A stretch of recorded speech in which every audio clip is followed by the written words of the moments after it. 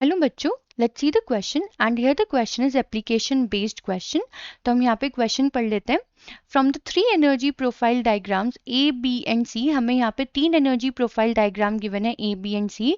Find out which of the above irreversible reaction gives maximum yield within a given period of time. ये हमारी irreversible reaction है और हमें बताना है इन तीनों ही ग्राफ को देख के कि कौन सी रिएक्शन में मैक्सिमम यील्ड ऑफ प्रोडक्ट होगा। एंड हमें उसे जस्टिफाई भी करना है और हमें कंसीडर करना है that the initial concentration of the reactants and the temperature is same for all the reaction. मतलब ए बी सी तीनों ही एनर्जी प्रोफाइल जो डायग्राम है इनके लिए initial concentration of the reactant and the temperature same रहे होंगे। तो चलिए बच्चों सॉल्व करते हैं इस क्वेश्चन को। And first of all let's see the key concept for this question. तो बच्चों इन की कॉन्सेप्ट में हम यहाँ बात करेंगे एक्टिवेशन एनर्जी की। तो एक्टिवेशन एनर्जी हम रिप्रेजेंट करते हैं बच्चों किससे? हम इसे रिप्रेजेंट करते हैं ई ए से। हमें क्या मालूम है एक्टिवेशन एनर्जी होती है मिनिमम अमाउंट ऑफ एनर्जी। क्या होती है? Minimum amount of energy required to carry out any reaction. मतलब किसी भी रिएक्शन को स्टार्ट करने के लिए हमें एक मिनिमम अमाउंट ऑफ एनर्जी चाहिए होती है जो कि क्या होती है? हमारी एक्टिवेशन एनर्जी। ठीक है। और बच्चों अगर किसी भी रिएक्शन की एक्टिवेशन एनर्जी कम है, मतलब कि अगर एक्टिवेशन एनर्जी डिक्रीज कर रही है, यानी कि उसमें क्या होगा? रिएक्टेंट से प्रोडक्ट बहुत फास्ट बनेगा, रिएक्टेंट टू प्रोडक्ट बहुत फास्ट कन्वर्ट होगा, यानी कि उसमें जो रेट ऑफ रिएक्शन होगा वो काफी ज्यादा होगा, रेट ऑफ रिएक्शन इंक्रीजेस। ठीक है। और उसमें हमें प्रोडक्ट की यील्ड भी ज्यादा मिलेगी।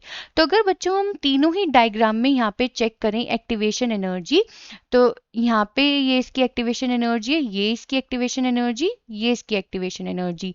तो अमंग ऑल द थ्री अगर हम देखें तो बच्चों जो हमारा ई ए है,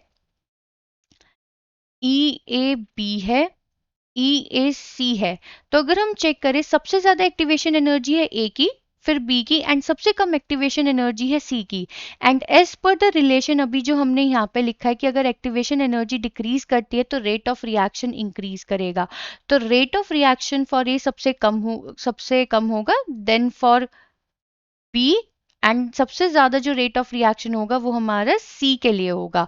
मतलब जो रिएक्शन हमारी सी में रिप्रेजेंट की जा रही है with the help of the energy profile diagram. तो अगर बच्चों हमारा रेट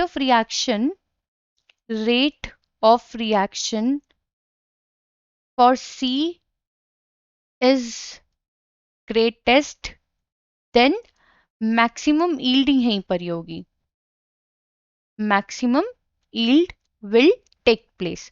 तो इस क्वेश्चन में हमसे यही बोला गया था कि इनिशियल कंसंट्रेशन टेम्परेचर सब कुछ सेम है, हमें सिर्फ बताना है कि कौन से एनर्जी प्रोफाइल डायग्राम में हमें मैक्सिमम यील्ड देखने को मिलेगी। तो जिसकी एक्टिवेशन एनर्जी सबसे कम उसका रेट ऑफ रिएक्शन सबसे ज्यादा एंड मैक्सिमम यील्ड भी हमें उसमें ही सबसे ज्यादा मिलेगी। आई होप बच्चों आपको ये पार्ट समझ में आ गया होगा। तो इसका जो करेक्ट ऑप्शन है वो है हमारा energy profile diagram C. I hope बच्चों आपको ये क्वेश्चन समझ में आ गया होगा। Thank you.